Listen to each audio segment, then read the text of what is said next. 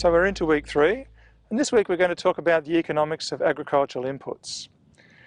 Through the week we'll cover a range of issues that relate to this topic, including the level of usage and the prices of agricultural inputs, the effect of agricultural inputs on yields, the optimal input rates from an economic perspective. I'll give a demonstration of building a spreadsheet to help find the optimal rate of an agricultural input. We'll look at the effect of changing prices and changing yields on the optimal level of an agricultural input. I'll look at what if we allow for the fact that an input may cause pollution problems off the farm. How should that influence our choice of input levels? And then finally, I'll talk about the idea of a flat payoff function, which you'll hear about towards the end of the week. So let's start by talking about fertilisers.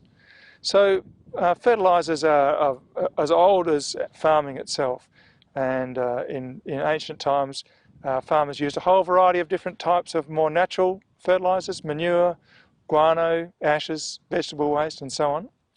These days agriculture relies prominently on synthetic fertilisers, which were the first of these were invented about 200 years ago, and there's a whole variety of these, including ones you've probably heard of like superphosphate. In Australia, these are some statistics for 2012-13. So in that year, 76,000 farm businesses reported using fertiliser to some degree, and 58 million hectares of agricultural land had fertiliser applied to it. So it's a huge proportion of particularly the more intensive end of agriculture are users of fertilisers.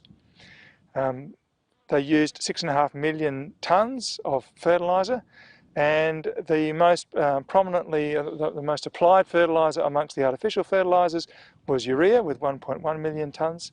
But there's also quite high usage of animal manure, not in the extensive agriculture such as is behind me, but in smaller scale agricultural systems.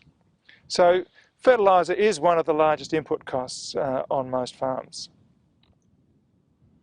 This graph shows the trend of increasing fertiliser use over time, particularly a big increase in the use of nitrogen fertilisers, a smaller increase in phosphorus, and not much of an increase in potassium. But the increase in nitrogen has been really marked and has made a big difference in many parts.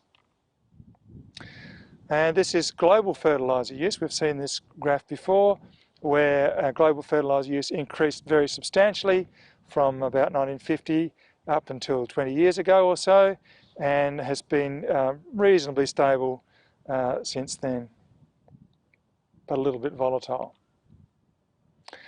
This graph shows the price of one of the fertiliser inputs, which is rock phosphate. Rock phosphate is sometimes used as a fertiliser in its own right, but usually it's an input to fertiliser manufacture. And you can see that in the last few years, since about 2006, the price of rock phosphate has been very volatile, particularly in 2007, 2008. There was a real spike in the price, had a big influence on farmers' usage of inputs at about that time.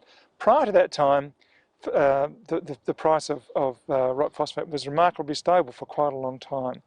So it's really only the last 5, 6, 7 years that we've seen this marked volatility in the price of fertilisers. So in summary, fertilisers provide nutrients to increase crop yields. Global fertiliser use has increased steadily since about 1950, and global fertiliser prices have fluctuated markedly since about 2006.